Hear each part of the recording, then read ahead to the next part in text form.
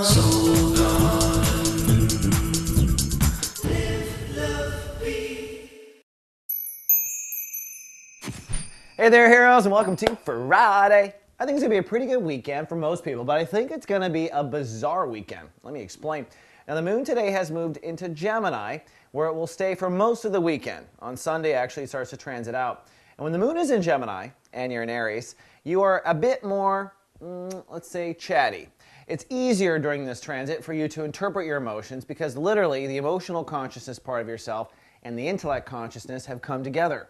And what that does is allow you to synergize, to crystallize, to really put your thumb on how you feel, and therefore you're in a great position to tell other people. So this is classically journaling time. This is a time where people have very important talks with people, and this is a time where people just stare at the clouds and process. Now that's the setup. What's interesting is on Saturday night, the moon will actually conjunct a retrograde Mars. And that is important for you for a couple of reasons. On the one hand, Mars is your tuning planet. So it's a big deal for Aries whenever anything happens with Mars, okay? Hits you more than hits others. Secondly, Mars is retrograde.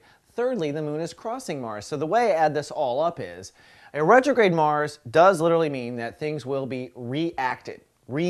So the universe in this retrograde is asking all Aries to rethink, have another conversation again. You're finding yourself redoing something that you perhaps never intended to redo, something you once thought was final.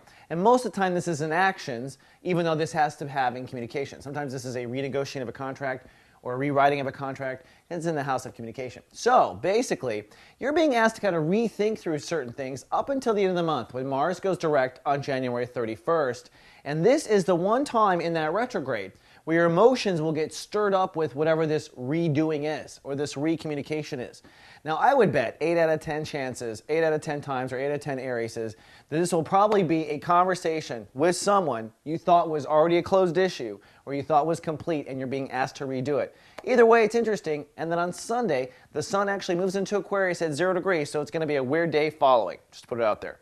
All right, Aries, that's all I got for the weekend. I'll be back on Monday. Live, love, be. Soul Garden.